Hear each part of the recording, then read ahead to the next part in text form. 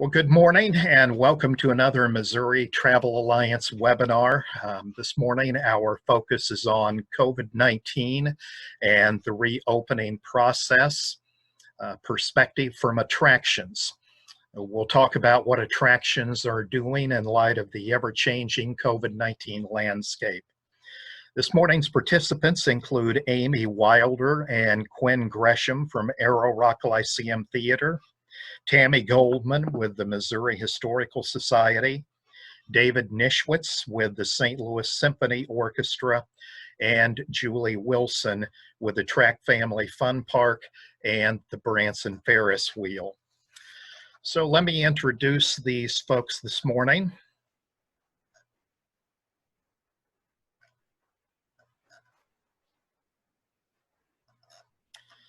Amy Wilder is Director of Marketing and Communications at Arrow Rock Lyceum Theater.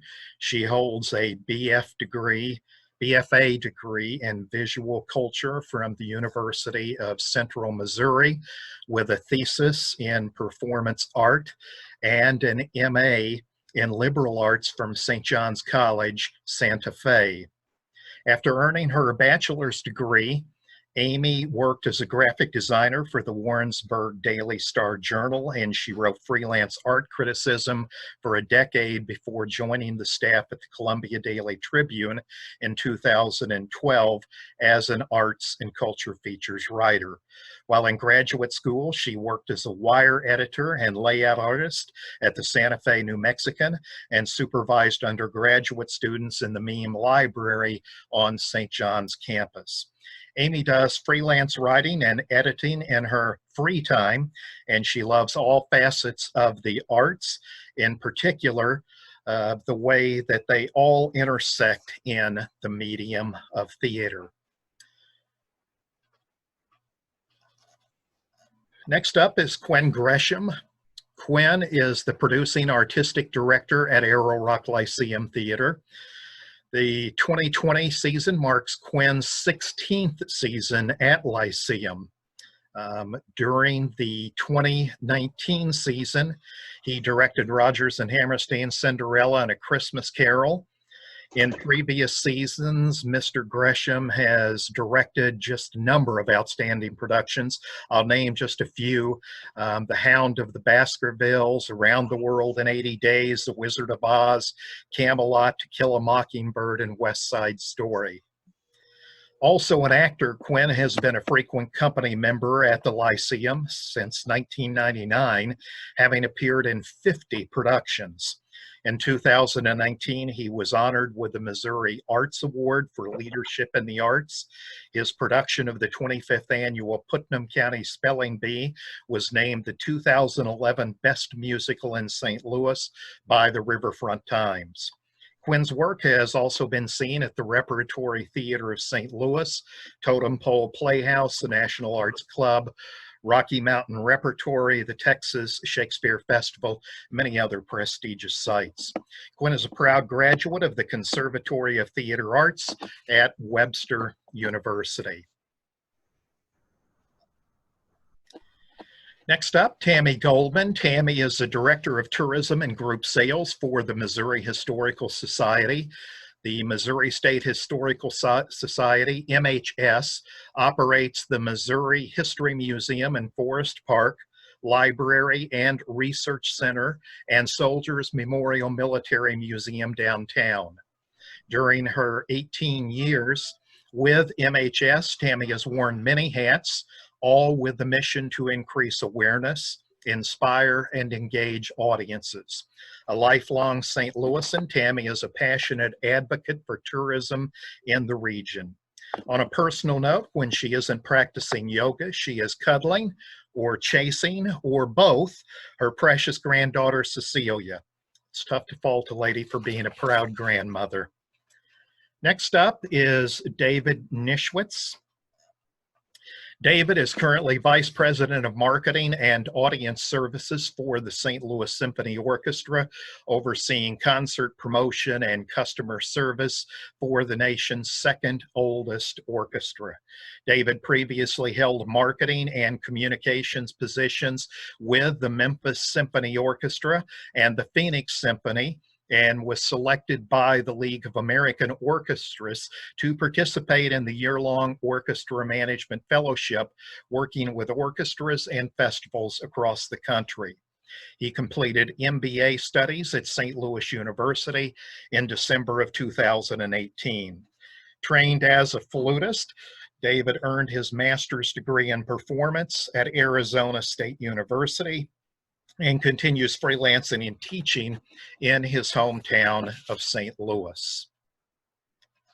And finally this morning, we have Julie Wilson. Julie has been working in the Family Entertainment Center business for 15 years.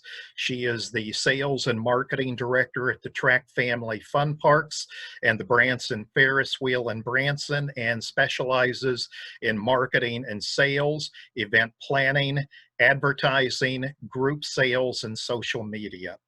To ensure a quality guest experience at every touch point, she is committed to creating marketing initiatives that support operations. She is involved in many community marketing efforts throughout the Branson Lakes Area Convention and Visitors Bureau, and she currently serves as the chair of the Tour and Travel Committee and serves on the District Marketing Council. She is involved in education seminars through IAAPA, the International Association of Amusement Parks and Attractions, which is the largest international trade association for permanently situated amusement facilities worldwide. She also works both personally and professionally with many charitable and civic organizations. In her spare time, Julie enjoys spending time with her family and friends and loves to travel. So we'll get started this morning, and I would just encourage you, if you have questions, please type those questions in the chat box, and we'll get to as many of your questions as possible. Well, this morning we have one attraction that is primarily based outside, while the other three are primarily inside attractions. So let's kick things off this morning with our outside attraction, Branson Family Fun Parks and the Branson Ferris Wheel. Julie, it's good to have you with us this morning. I'll pull up your slide deck and we'll be ready to kick things off. So it's all yours. Thank you.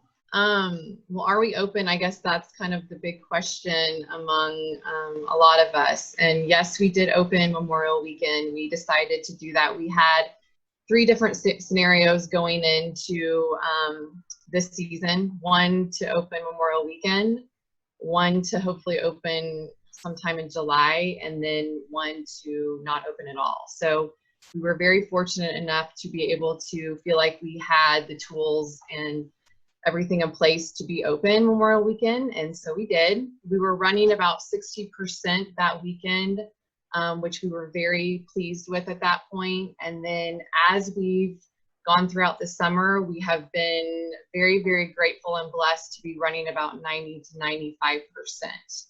95% as the summer has moved on. Now, with that said, we are running year to date about 50%. So we did lose quite a bit of revenue in March and April, and then the beginning of May. So there's that. Next slide, please. What have we learned? Gosh, so much. But I think the number one thing that our team has really learned is to be patient. When you think that you have figured something out, something changes. And really that means a lot of our guests were telling us what they were fearful of or what they needed. And so we were able to pivot in any situation. And that was very, very something that we all had to come together and really learn, because we thought we had it all figured out, our team, and we walked through so many different scenarios, but yet really listening to the guest is so important, and getting that feedback was something that we are still learning today. I think looking for the small victories. So as we all know, this year has been so crazy, and I feel like just being able to really focus on small victories, whether that's something that your employees have done, or revenue that you didn't think that you were going to be getting, or a group that maybe ended up rescheduling. So really focusing on those. We've really tried in our leadership meetings to talk about those and elevate those. Along that is just keeping our employees focused and engaged. We employ about 200 employees from any range from about 15 years old to up until, gosh, we have retired teachers working for us. So keeping those employees focused, letting them know that we care about them, their safety is our #1 priority. Safety has always been our priority here at the Track Family Fun Parks because we deal with so many different things with go-karts and thrill rides and attractions, but that our safety has just been elevated to a different level. And so focusing our employees, helping them understand that we're in this all together is really important and something that we've learned. Next slide. Challenges. Implementing procedures and guidelines for our employees and guests. I think the main issue for us from an outdoor attraction, and I would say probably this for an indoor attraction, is social distancing. So we have done everything under the sun that we believe that we can do on park, whether that's signage, that's having PA over all of our parks, having a message talking about social distancing, having an actual employee that is walking around our parks, making sure that folks are doing that, but yet people just aren't doing it. And it's tough. It's really hard. And for us, we are an outdoor attraction. So when you're driving by and folks and guests and people see that we're not social distancing, we're getting calls for, why aren't you social distancing? Why aren't you doing this? Do you have big crowds all in one place? And unfortunately, it's really, really tough because we are trying to do our best in every scenario, but we just have to keep pushing on to know that we are doing everything that we can and then communicating to that guest that we are doing those guidelines and putting those things in places. Daily, hourly reminders for our employees of what's changed, what's new. Signage on park, like I said, is so important for us, but that's also been a challenge because, as we all know, no one really reads signs. And I will say for myself, when I'm on vacation, I'm the first one to say, where's the bathroom? And it's literally right there. So we call it vacation brain, where people just do not function at that level, but yet having signage on park at every touch point has been a priority for us and something that we've actually tried to elevate on all 3 of our parks. Constant communication to our crew and guests on any changes. Like I said, things are always evolving, always changing, and making sure that that is communicated to our crew is so important because our crew is our #1 front line. They're front line. So they're greeting our guests. So they need to have all the safety procedures in place, any changes that we've made. And that's tough because, again, we're dealing with 16, 17, 18, 19-year-olds. So that's been a really, really challenge for us. Trying to do all the right things and still not feeling like it's good enough in the guest eyes. And I kind of mentioned that before on the social distancing. So we feel like our leadership team has just gone above and beyond all the different procedures, but yet when we're getting reviews in and we're getting TripAdvisors in and we're getting Facebook messages saying, are you doing this? Have you seen this? You know, and it's a challenge because we feel like we're doing the things that we need to do to implement for our guests and for our crew, but yet there's always something that people are wanting to see. And I will say this on this topic is there's 2 different types of guests that we feel like come to our park, and those are ones that absolutely want to know the safety and the guidelines and what's going on in every aspect of your business, and then we have the ones that don't care or that think that COVID is not real. But yet we still have to go after that top level to make sure that those folks know that we care, we're doing everything that we can, but it is a challenge because you're dealing with such a different range of a guest and how they want to experience your parks. So that has been a definite challenge for us. Maintaining the balance of fun and COVID. And what that means is we're the Track Family Fun Parks. We are here to have our guests have the best time of their life. And so when we are pushing all of these safety measures, cleaning procedures on our employees to make sure they're doing all these things, having our crew wear a mask, it gets tiring for our crew and it gets hard because they feel like, is this fun anymore? So we're trying to have that balance of, this is still a fun place to work. We still value you as an employee. What can we do to help you? But yet we're still having to just kill those topics on safety and cleaning and all of that. So trying to find that balance has been really tough for us as well. We try to do contests, sales contests with our crew to get their energy level up, but it's hard. Catering to all the guests, depending on what view they have on COVID. So I had already mentioned that. So those are our main challenges. What safety measures have you implemented? So I have a link here that we create for our any guest that comes on our website, and that is actually one of our owners that we took through.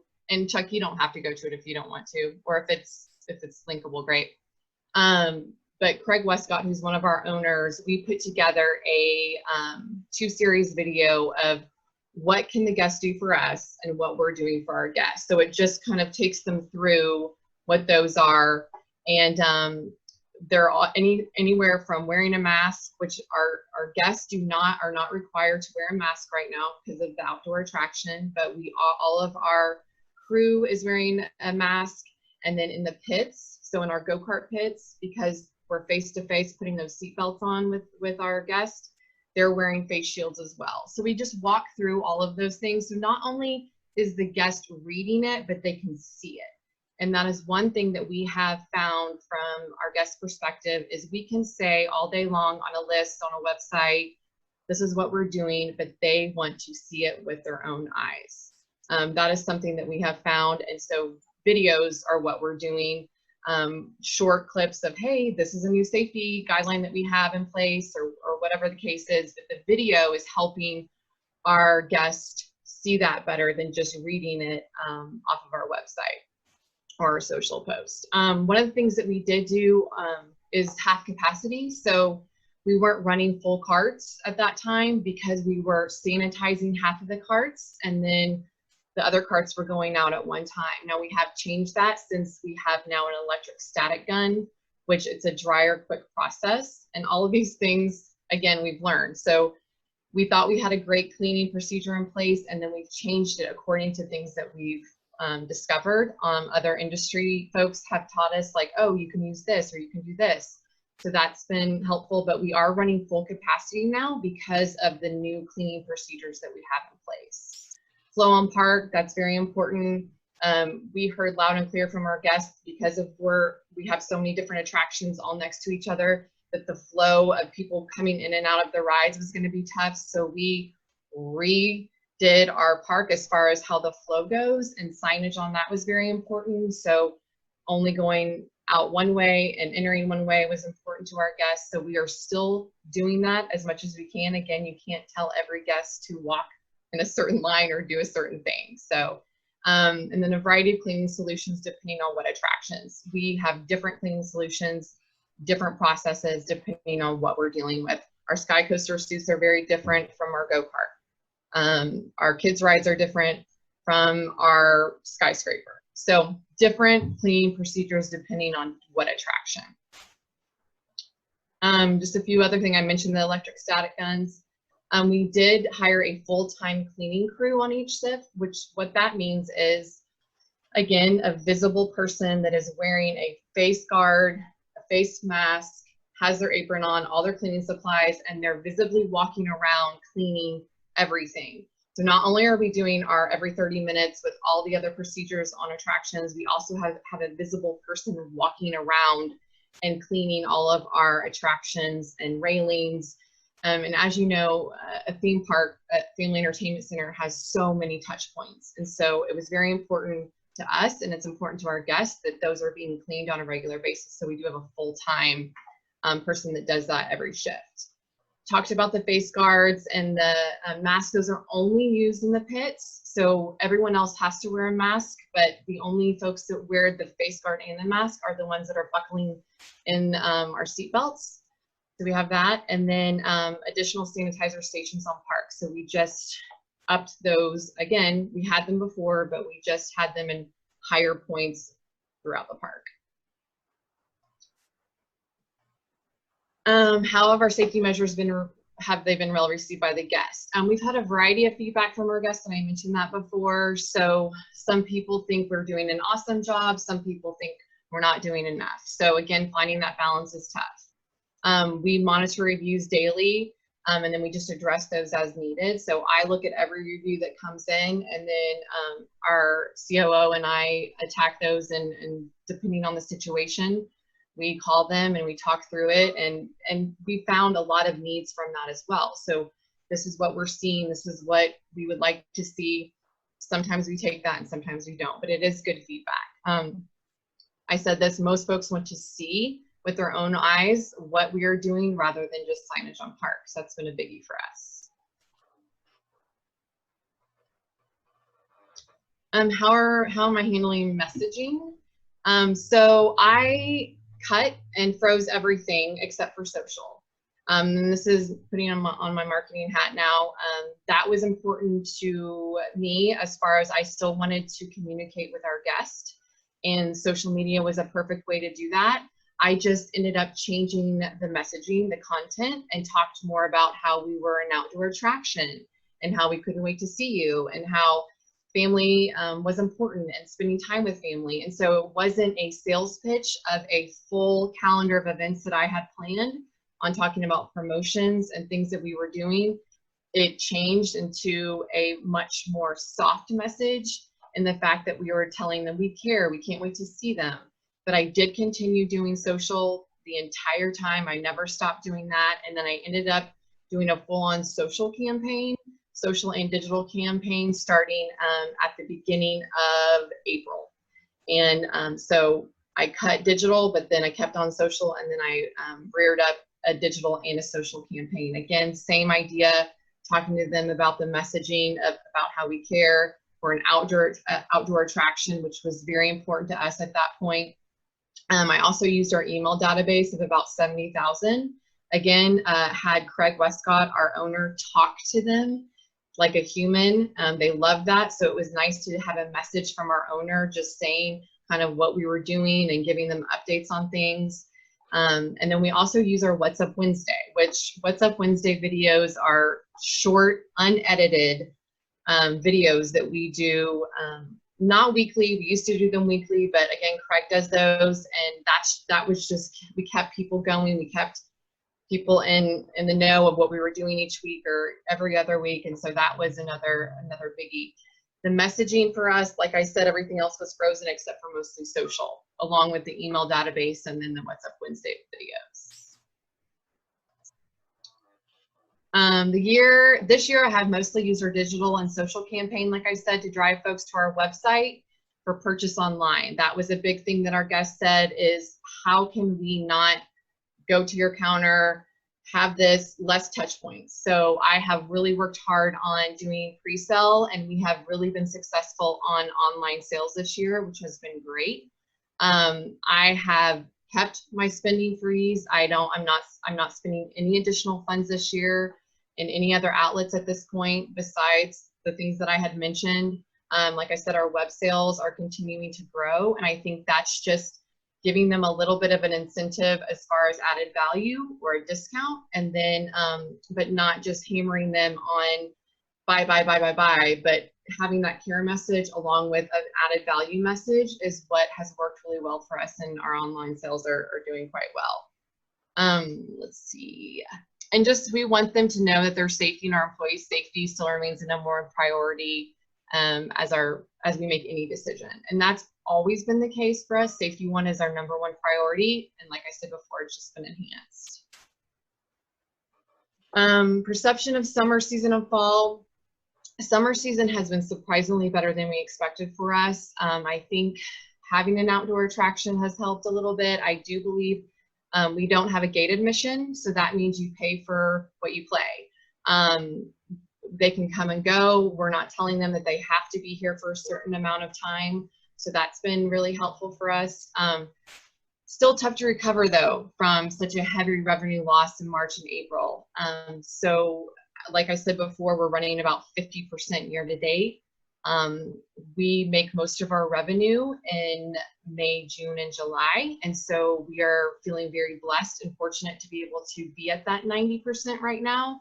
But again, year to date is tough. So the revenue we lost in the spring and then the fall is something that we have a big question mark as well on. And we're hoping that the fall will bring some, but I do think that we're going to be down where we're thinking we'll be running about 40 to 50% for the fall. What changes or adaptations do we see moving forward? I always say that I don't like the phrase, this is our new normal, because there isn't anything normal about this, but it is our new reality. And we don't know what the future holds. We can't assume what we are doing is always working. We have to learn to start over, adjust, throw it out until we can find something that is working in that moment or for the time being. It's called survival, and we are all doing it. And that is really my feel on this whole year as far as I think we're all in this together. Our industry is phenomenal. The things that we have together is togetherness and the fact that we all love travel. And I hope that 2021 is better, but it's survival. And I think that we're all doing a great job together. So thank you guys. If you have any questions, I'll be happy to answer them. Julie, we do have a couple of quick questions. One is your venue features outdoor activities. Branson is considering a citywide mask mandate. How would such a mandate affect your attraction and other outdoor attractions? Well, I will say right now that I've lost some sleep over the mask mandate. And before I go into any of that, I am a mask wearer. I wear a mask anytime I'm out. But absolutely, it's going to affect us from a revenue standpoint. That you will see that 90–95% will go down to about 50% is what we're projecting. So yes, we had, I think the 28th is when they are revisiting that, and we will know more after the 28th, but absolutely 100% it will impact us from an outdoor attraction. I think what amazed me with the whole thing was that your city tried to be very transparent in seeking public input and ended up with an 8-hour public hearing. Yes, so watched every bit of it. No easy decision because people on both sides are so passionate. Right, absolutely, yep. Absolutely. All right. And you know, it's funny, we had a leadership meeting yesterday and our owners said, whatever the decision is, we will handle it. And that's the truth. I mean, we can't control it, but yes, it will absolutely impact us. Gotcha. Had one other question for you, and that is when you referenced being at 90 to 95% capacity over the last month or so, was that based on historical averages or just compared to 2019? 2019, and that is not capacity. That's based on revenue. Okay. So we don't have capacity. We don't have attendance because we don't have a gate admission. So it is based on transactions for us.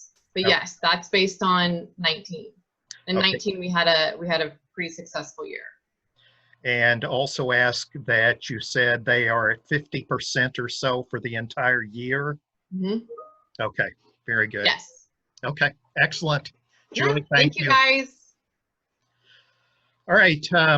Hopefully David Nischwitz is with us. David, if you are, you'll just need to hit the space bar to unmute. Good morning. Thanks, Good Chuck. morning. Glad to be here, and bravo, Julie. Nice job presenting this morning. Well, thank you. I think covering a lot of things we're all thinking about.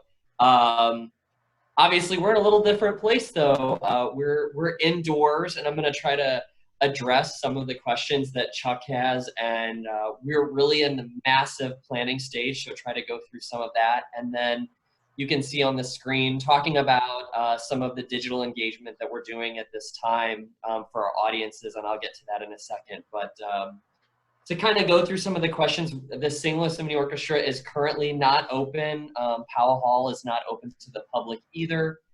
We are not having rentals or graduations or any of our normal activities.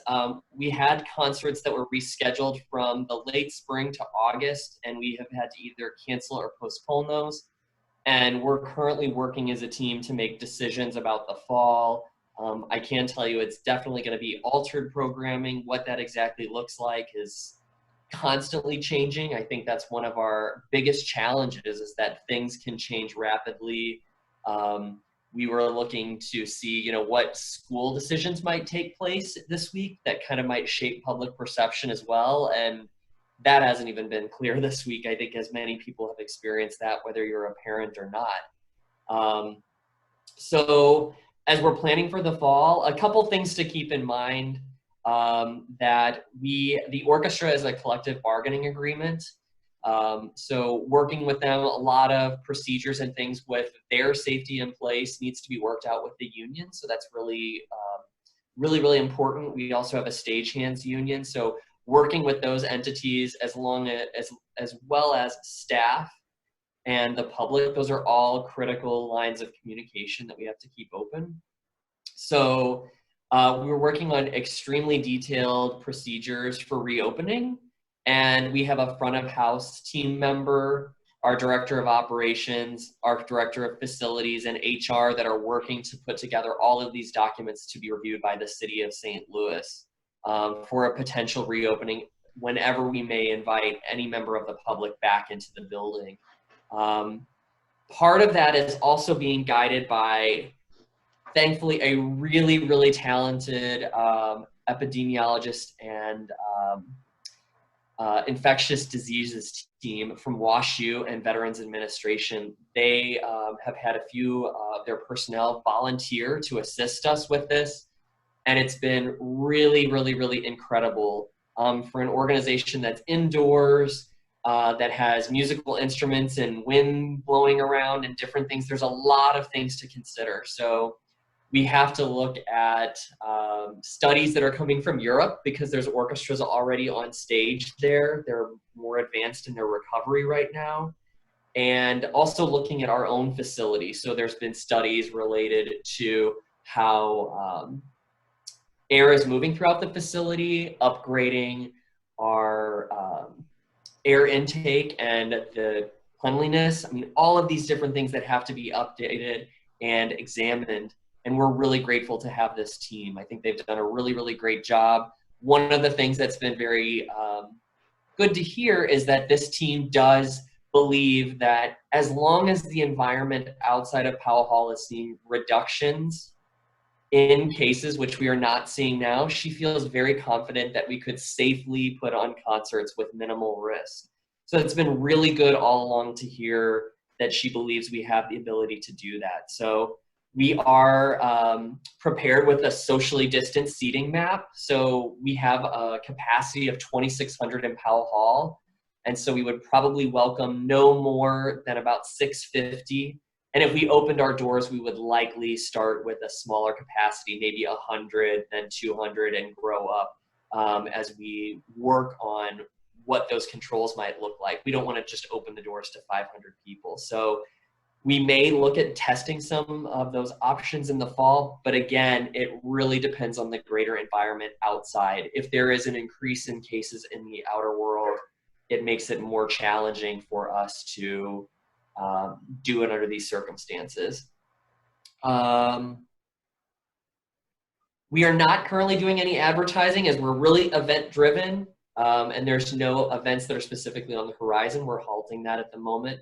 We are doing some social media boosting and advertising for the project that you can see on the screen right now. And that's just been helpful in continuing to stay top of mind for people. So this project is called Songs of America. We wanted to give something meaningful to the community around 4th of July, and not the normal, really patriotic concert that a lot of people are used to seeing. We just felt like this really kind of wasn't the time. So we were really careful and really creative, bringing a lot of members of the staff together to create some musical portraits that would showcase the uniqueness of St. Louis and allow the community to connect through music and to connect to places in St. Louis. that they may not actually be able to get to at this time. So we did a video series from June 29th to July 4th, presenting a new video every evening. And they're at locations all over St. Louis. So Malcolm W. Park in East St. Louis that overlooks the riverfront, the Scott Joplin State Historic House, the Soldiers Memorial Military Museum, a slide of hat to Tami and her team. They were great hosts to us. Keener Plaza, and then also First Baptist Church, which is, I understand, the first Baptist church, first African-American Baptist church that is in operation continuously that's west of the Mississippi River. And on the slide you can see in front of us just a little bit more about these videos of the partners we worked with. And it was unbelievably, the reception was incredible. So it was served to 347,000 people on social media and 230,000 views. I mean, just really, really, really incredible. Lots of positive feedback, not just from our core audience, but from those that were shared through these locations. And it was just really incredible for us to hear.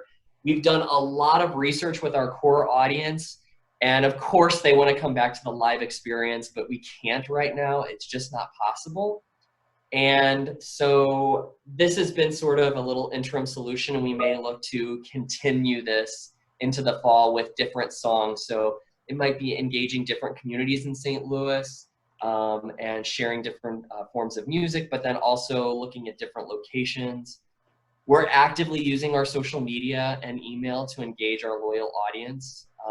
They have been so unbelievably supportive.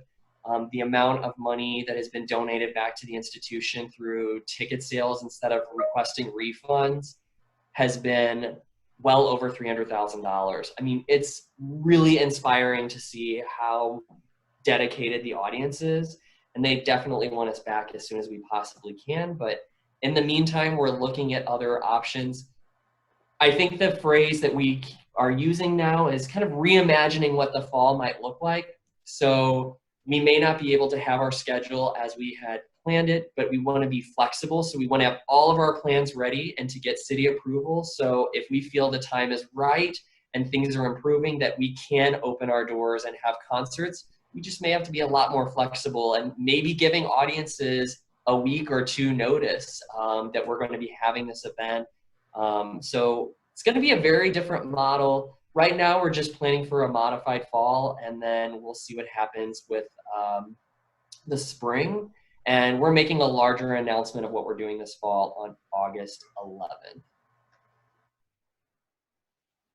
I think that's everything I have to share. You can see some of the impressions that we had from the Songs of America project. Again, you know, just 7 videos that we shared and absolutely stunned us with, you know, having 250,000 impressions and reaches, total video views. All of these numbers are as of, I believe, July 7th.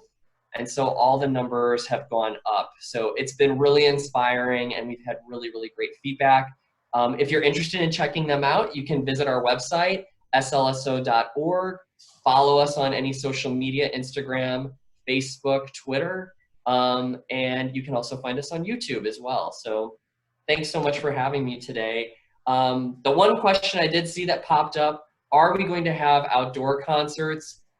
All I can say is yes, we're investigating the option for the fall. One question that I was going to ask is, how is the St. Louis Symphony weathering this storm? Because you haven't been able to do anything. You said you're event driven, so I would think this is taking a tremendous impact. How is morale, and how is everybody managing through this?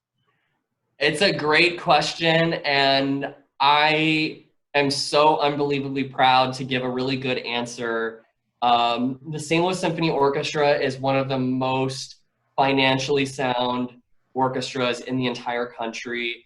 We have been really blessed by the community, and we have a strong endowment led by the Taylor family that has really helped support us, but many, many others in the community. So we have a really strong endowment that helps us. Our fundraising has been near on par to previous COVID targets. So our fundraising has remained really, really strong. So that's been helpful. We know that's probably not going to be as strong next year, and we're making plans to be flexible. I think the donations of tickets, as others have, really surprised us in the volume of people giving back and really wanting to support the organization. So I would say that St. Louis Symphony Orchestra is in a strong position right now. Obviously, if this continues on for many, many months and years, we'll have to see what happens. But right now we're in a really good position. And I think it just really comes down to, and for those on the call that have ever been or bought a ticket or donated, thank you so much. We just are really blessed to be so supported in the community. And hopefully that message is going to continue on, that people are going to continue reaching into their wallets and supporting us in such a great way. It really, really has been inspiring to see. Excellent. David, thank you. Mm-hmm. All right, next up we have Amy and Quin from Arrow Rock Lyceum Theater. And so, guys, I will let you jump in here. I'll pull up your slide deck and share it. But jump in and kind of just give us an overview as to where you are at the Lyceum Theater. That's great. I will jump in and handle the general operating questions, and then Amy can talk to you all about how we are talking to our folks. For those of you unfamiliar with the Lyceum Theater, it is the second oldest professional theater in the state of Missouri, second only to the Muni in St. Louis. We are affiliated with the Actors Union, Actors Equity Association, the union for both actors and stage managers. This year was to have been our 60th anniversary celebration. We had big plans beginning in May, carrying throughout the year. And to answer the very first question, are you open? No, we are not. We made a series of rolling announcements. In April, we announced that we were going to postpone the first 3 of our productions, The Little Mermaid, Singing in the Rain, and Sister Act, to the 2021 season. And a few weeks ago now, I'm not actually certain of the date, I don't even know what day of the week it is anymore, we announced that we are going to, in fact, postpone the remainder of our summer and fall season until 2021. So the major goal there was to hopefully preserve as much of the ticket sales as possible, and also live up to the promise of the shows that our audience was really excited to see. We've had great fortune with the enthusiastic support of our crowd. Many of them have donated or transitioned their tickets to donations, and about it's somewhere between 60 and 70% have actually moved their tickets over to next year.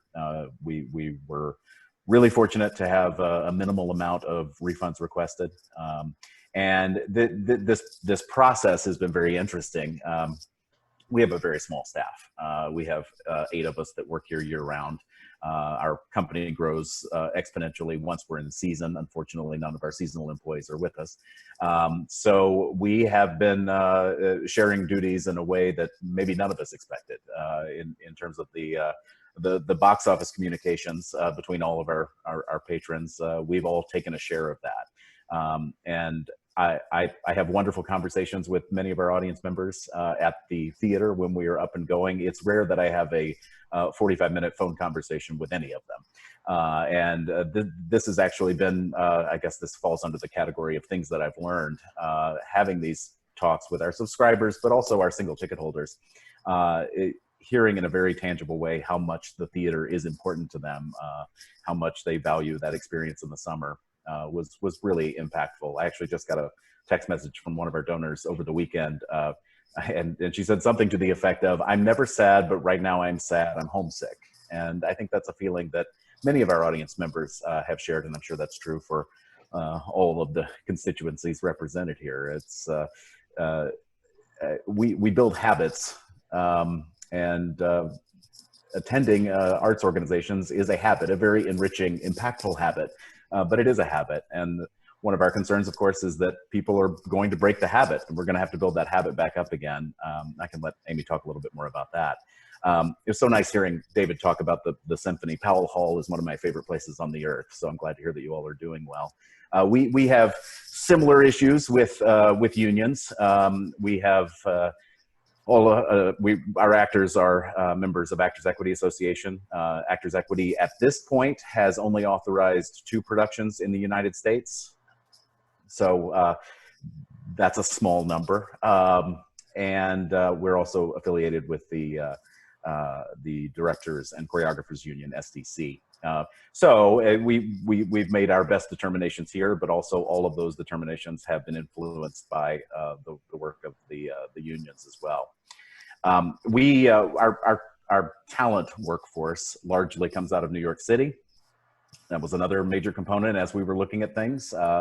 Early on, particularly, that was the hottest of hotspots. And were we comfortable bringing talent into our community in Missouri and potentially bringing infection?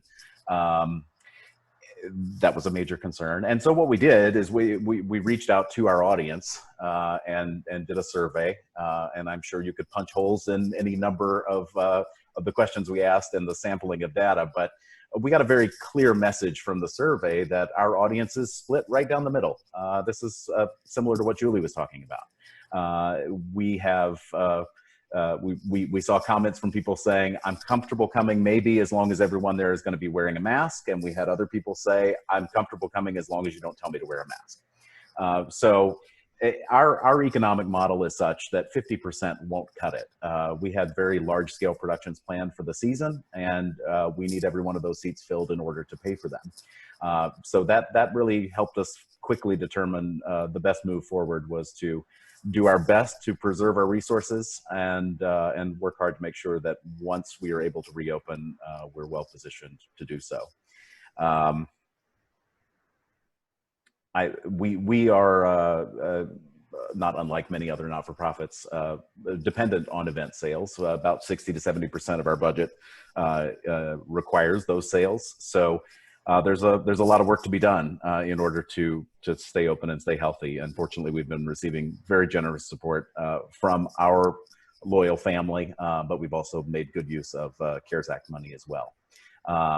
And I see on the screen here that you see Timothy Shue reading a children's book. That might be a good opportunity to pass things over to Amy so she can visit a little bit about how we've been communicating with our crowd.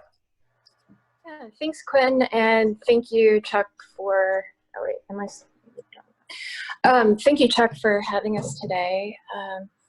So we have halted most of our print and paid advertising, and we are primarily communicating with people through our social media and mail campaigns. When we announced our postponements, Quinn recorded a video to talk directly to our patrons because we felt like that would be a more personal reflection of our messaging. And so we've also, you know, theater doesn't really translate very well to digital means. It's a very interactive medium and it sort of requires audience participation. But we have found ways to stay top of mind, as David pointed out in his presentation, and engage with our family. The first thing that we did this spring is host a story hour for children of some of our actors, performers, reading children's books. We let the actors choose their favorite book and present it in the way that they would like. So Timothy Shue has a long history with the Lyceum. I think since the early 80s he's been performing there, he and his wife both. And so in the next slide we have a couple of other things. So one of the cool things that happened through the story time is that performer that you see in this picture, Andrea Datto, did a performance for us with her dog puppet of a reading, and she decided to take that to her own YouTube channel and create her own show, which Broadway World picked up. And for the very last installment, we had our staff members read from a book together just to sort of reach out to our audience in a more personal way. And we quickly discovered that the actors were making things look much easier than they actually were. And some of the other projects that we've done are in the next slides. So this would have been our 60th season at the Lyceum. We had a lot of really cool events planned for the season, and a really amazing season. And so one of the things that we've done to reach out to people and keep in touch, but also use as a sort of forum for fundraising, is history posts. We have gone to our archives and looked at photos, stories, some of the written content from previous producing artistic directors, and each Thursday we've been sharing a part of a decade from the Lyceum's history. So that's a great way for people to see themselves in posts, to remember coming to some of our shows. And we've actually received some donation money in response to those. So it's been a really positive thing for the Lyceum. We have also used Instagram in a little bit of a different way to stay top of mind for that audience. The most recent project we did is called The Building Blocks of the Lyceum. I used a 12-image block to create a picture of the Lyceum, and each block recognizes different individuals or groups of individuals who help make the theater run. So basically, you know, the mission of the Lyceum is to develop, enrich, and engage our audiences through professional theater. So, you know, we're taking that to social media in a different way, and just trying to stay connected, even though we're not actively in production at the moment. Okay, very good. All right, we did have one question, and I'll let you two decide, or both of you can jump in here. One question was, the Lyceum was gearing up for its 60th anniversary season. Have you had discussion about how do you preserve the excitement after having now to delay that celebration for a year? For years, we've had a debate about what anniversary we are celebrating. The theater was founded in 1960. The first season was 1961. Theater seasons don't count like babies being born. They start at 1, they don't start at 0. So we've had people for years saying, no, this isn't the 60th year. Next year is the 60th year. Well, the good news is we are now postponing everything that we had planned so far, with the exception of A Christmas Carol in December, and move it to next year. So we will finally have the celebration of the 60th year and the 60th season in tandem, and that will hold us for all time. So that's good news on our end. Very good. All right, well, we greatly appreciate it. Thank you both, Amy and Quin. Next up, we are going to switch over to Tami Goldman with the Missouri Historical Society. Tami, it's all yours, and I'll pull up your slide deck. Excellent. Thank you so much. And first of all, thank you, Chuck, for assembling such a great group. We're diverse in the types of attractions and the locations. We all have different experiences, which I think are really beneficial. While I'll do my presentation, I have some questions for the audience too, so don't let me forget that I have those. We, as the Missouri Historical Society, operate the Missouri History Museum, which is in Forest Park, the Library and Research Center, which is just outside Forest Park, and Soldiers Memorial downtown. Each of these venues appeal to a wide and varied audience. Each, I am tasked with not only enticing individual visitors, but group visitors. Groups right now are on hold, and that is going to be one of my questions for the audience, but I'll get to that in a moment. So how did we get here? We all closed, all 3 of our locations, as well as everything in St. Louis, March 18th, and took everything home. As much as we all wanted to panic, most of us did not, and did that overused word of pivot, but we did look at what we had as far as assets within our community, within our knowledge base, our curators, our just wonderful staff that we had, and created within 2 weeks a huge virtual platform. We created programs for families, for parents, for teachers that they could access through our website, mohistory.org, as well as programs. So obviously for the first 2.5 to 3 months, we couldn't do anything in any of our buildings. So we took all of our program ideas, to the best of our abilities, and some of those included tours. We created online series. One of our most successful is STL History Live.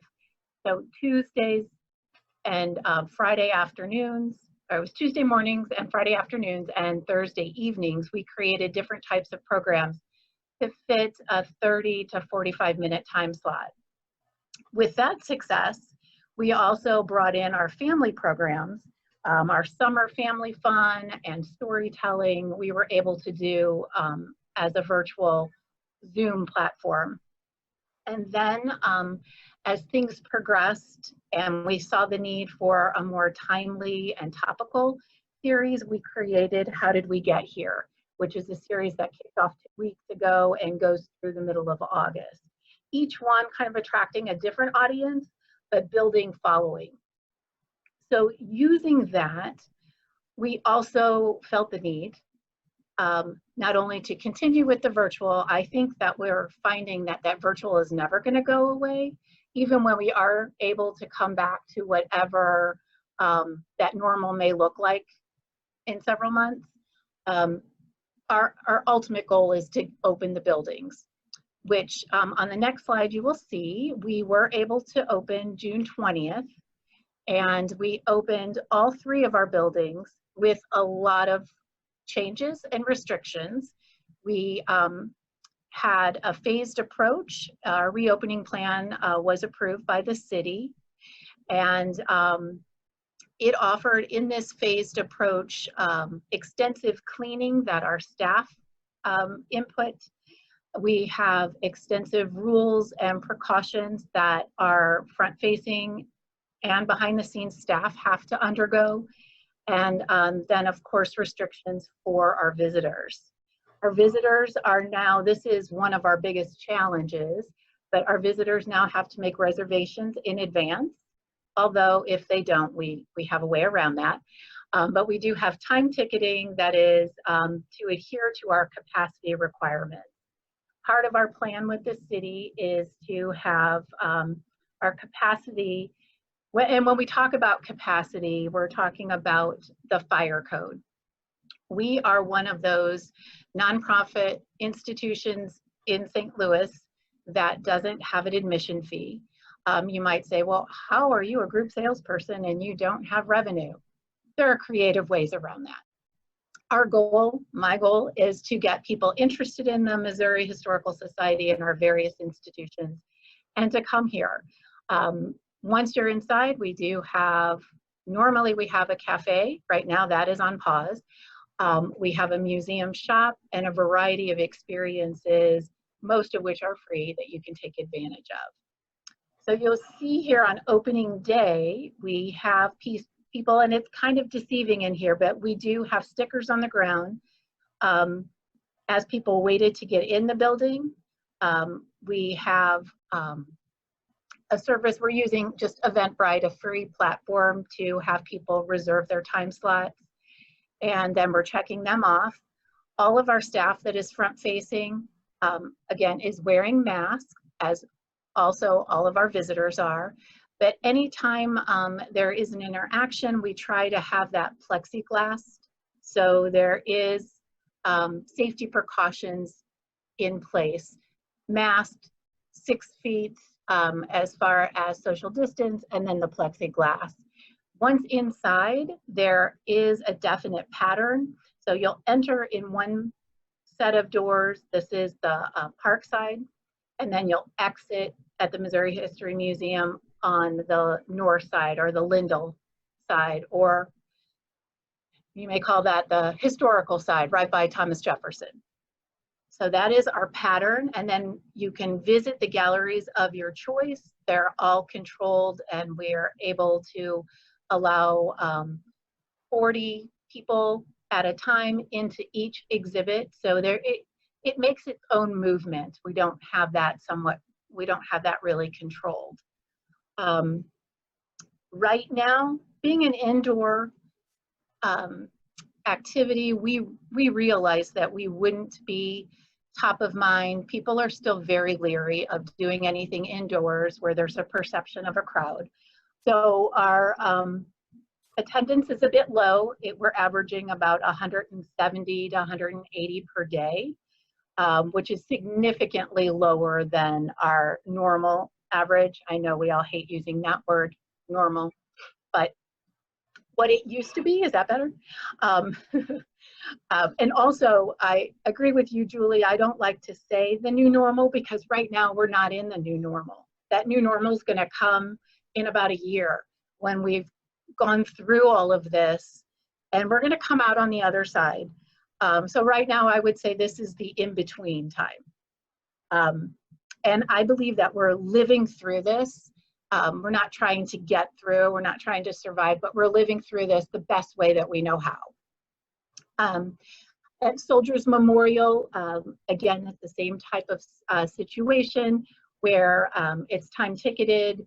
It's a smaller building. The exhibit spaces are smaller, so there's restrictions there as well, and also a pattern that you can easily walk through. So I think I went through all the safety measures. The challenges, as I mentioned, are just encouraging people to get out and feel safe and feel comfortable inside. Although one thing that we had already had in the plans, in the works to do was an outdoor activity, and that actually worked to our benefit. We started a new program this year. It's actually on the next slide. It's called CSTL Tours, and we've always had tours. They're called Discovery Tours. We've had those kind of a full day excursion. New to us this year is bringing in somebody specifically, her name is Amanda Clark, bringing Amanda in specifically to organize tours that are on a shorter duration, walking. Someday will be bus tours again. And now we also have a virtual aspect of this as well, but they're shorter and hope that they appeal to new audiences, possibly younger audiences, the visiting public looking for something to do. But in this instance, where it's really helped us is we know that people are more comfortable doing something outside. So this gives us an opportunity to bring the museum experience or history outside into the community. So bringing MHS wherever people may be. These tours are operated every day except Sunday at 10 a.m. Some we have at 4 o'clock. We're doing them in small groups to adhere to the restrictions right now in the St. Louis area. As you see, Amanda is the tour guide, and all of the guests are required to wear a mask. The group size is very small, that we won't allow right now any more than 9. Then it would be 10 with Amanda.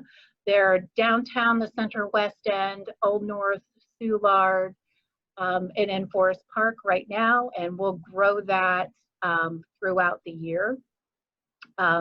We also have a really wonderful interactive tour program that Amanda will do virtually. It's an hour-and-a-half interactive experience that is limited to only 25 people, and she really does a tour online. It's a really unique and fun way to, again, learn more about St. Louis's really vivid and wonderful history. I really look forward to the day when we don't have so many restrictions, but realize also that this is our way of operating for now, so everybody can be safe. We can stay under the radar, hopefully get under the radar of this horrible pandemic, and come out on the other side after there's a vaccine and return to an even better place. Tami, we do have a few questions here. One Sure. is, do the host recommend using images displaying PPE or PPE and marketing efforts? So be it in your social media, whatever you're doing out there, do you recommend having people show that they have mask and protection in those efforts. Absolutely. I think that shows that we care, that we're taking this very seriously. In St. Louis, it's a mandate that you have to wear a mask in any public area. And that actually has been that has made our life so much easier. Once that was instituted, we didn't have any pushback from anyone. Okay. And how far do they walk on the tours?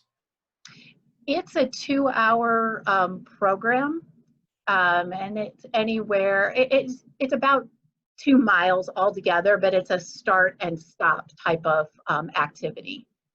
Okay. But it's all outdoors. Very good.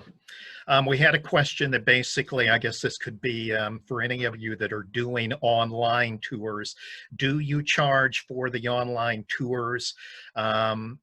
Someone said, I've heard the motor coach industry has regulations that coaches can only be half full. Can anyone confirm that? Planners are saying it isn't financially viable to run half full group tour coaches. I'll answer the first part and then I'll let other people chime in. For our virtual tours, we are charging, it's a $15 fee. It's an 1.5-hour program, but we do a short version, just more of a presentation as part of our STL History Live series. And that's just a 20 to 30 minute program, and that one is free. Okay, very good. All right, let me throw out one other question, Tami. It says, this question is, it would seem that museums would be able to maintain some manner of crowd control by restricting access or hourly numbers, which you mentioned. Are there other actions that you're taking to make visitors more comfortable? So aside from the crowd control and restricting the amount of people that come through the building, we're also restricting in specific spaces. So for the best example would be our museum shop, where you used to be able to just roam as many people that would like to could go in there. Now we're restricting the amount of people, so only 5 people at a time. Everything is spaced out throughout the institution, throughout the museum spaces, at least 6 feet apart. And we are restricting the amount of people in each one of the exhibit spaces as well. Okay. At this point in time, I'm not sure who all is on. I know we have a lot of folks. One of the folks that I saw on earlier, and I don't know whether he had to jump off or not, but was another attraction, and it was Hubert Heck with Fantastic Caverns in Springfield. Hubert, if you're still with us, all you have to do is use the space bar to unmute yourself. I wondered if you might be able to share with us what is going on at your particular attraction as well. Yeah, this is Hubert with Fantastic Caverns. We started operating May 4th, and so with that reduced tour sizes and we required masks, we kind of got similar to everybody else, very much both sides when it comes to masking. Some people you know, really wanted it. Other people didn't like it as much. With that, you know, we still basically require masks, but we did, the owners wanted to reword how we present that information. So we say masks are appropriate. We do fall outside of the city of Springfield. So with that, we do not have a mask mandate as it stands. Greene County did not adopt Springfield's ordinance, and so we have a Springfield address, but we are outside the city limits. So right now, with that though, I mean, we issue masks with tickets. So when you get your ticket, you get a mask. So when it comes to in the trams, we're not able to social distance. And so with that, masks are appropriate, and we do ask guests to wear those. One thing that we've come across is medical exemptions. With ADA, we do need to make accommodations. So we do have a few folks, we had a family, asthmatic, and with that, they you know, we made sure to put them in the Jeep. Our tour guides always wear a mask. And so when it comes to, you know, that is mandatory. We're a little bit more firm in our verbiage when it comes to team members. But with that, we try to separate as best as possible if folks are adamant about not wearing that mask. So yeah, no, it is one of those things that can be kind of you kind of feel like you're walking on shells, and there are times that you're like, wait a second, you know, what's the best thing that we need to do here? But I will say, you know, a lot of it, I've kind of followed the direction of the owners. It is a private owned company, and with that, they really wanted to kind of reword, but we do have, you know, plexiglass and a lot of those PPE measures in place. And so hand sanitizing stations, all of that. But we don't necessarily have somebody enforcing the social distancing, which might be something we need to look into, because I know Julie mentioned that. But I don't know that everybody has a clear idea of what 6 feet is. Sometimes, you know, I think, you know, it goes, but they say it's 100 feet to turn on your blinker before you make your turn, and I don't know that everybody has that under, you know. So I mean, I think the distance, everybody has a different perception of how far away is, you know, far enough, and some people get a little uncomfortable with that. I think a lot of, you know, it's trying to make sure that guests have enough of an idea of what they're expected to do, kind of like present to them, this is what you should expect when visiting, this is what we're going to do when visiting. I always think that's a good way to approach it. But like Julie said, it is one of those things that not everybody reads. So I will say, when it came to Tami's question about groups, I in mid-July received a request from Western Leisure for a small group, but it's a group of 10. So they're traveling small. I think it's going to be 10 people and the tour guide. Normally, our policy is we need 20 people to extend the group discount. That's always been the kind of the hard, firm policy at the Cave. But right now, when it comes to tour companies specifically, we're going to extend that to whatever group size they're able to muster. But we do have them coming August 11th. So that was a pretty quick booking. They kind of just, hey, are you able? And with that, I mean, I was surprised how soon they plan to come, to be entirely honest. Oh, that's very nice, Amy. I just, but I mean, we're you know, doing the best we can. I will say that we kind of a little bit confusing just because just the way ownership wanted to word some things. But at first we did require masks early on, and now we still kind of require them, but we say they're appropriate. We don't necessarily have that hard rule, which I think has made a few folks a little uncomfortable. But you know, it's one of those things when we try to rest assured that we're going to do our best to keep them. And one thing we're able to do is kind of, we have tours going in about every 15 minutes. So more often than not, we're shuffling people around based on their comfort level. So if they, you know, if we need to move them to a different tour time, we will. So it's kind of that last minute accommodations, whatever they need to feel a little bit more comfortable and a little bit more at ease. Very good. Very good. Yeah. All right. I'm going to wrap up on this, and I'm going to throw this out to all of our presenters this morning. Obviously, I like Tami's statement when she said that we haven't arrived yet at what is ultimately going to be the new normal, and we find ourselves squarely in the in-between, if you will. In dealing with the current crisis, to each of you, have you discovered anything positive that might help you conduct business in the future?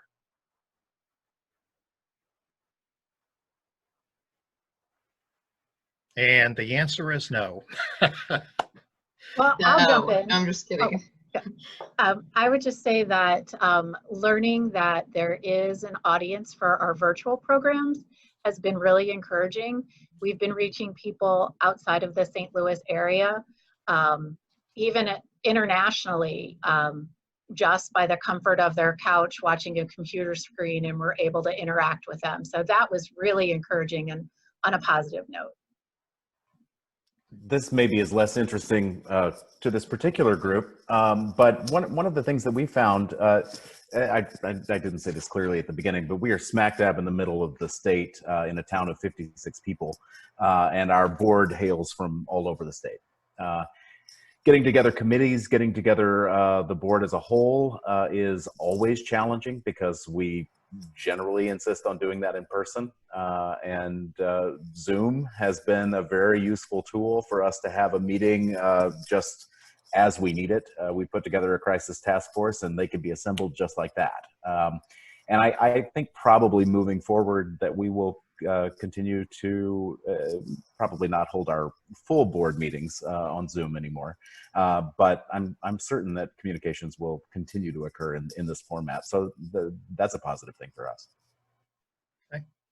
I would just say for us, I think knowing that the way that you've always done something, either operationally or from a marketing advertising standpoint, that you thought that there was no other way, that there definitely is multiple other ways to be doing it. And so I think that that is refreshing, and that is whether that's cutting budget a little bit or using your people in a different way.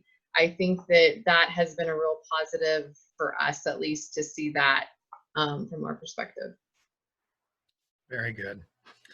All right, well, I want to say thank you again to Amy, Quin, David, Tami, and Julie. Great job to each of you, and we appreciate your thoughts and your insight. And thank you to all of you for joining us this morning for this Missouri Travel Alliance webinar, COVID-19 and the Reopening Process, a Perspective from Attractions.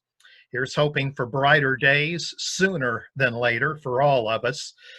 Best wishes to each of you and enjoy your day. Thanks, everyone.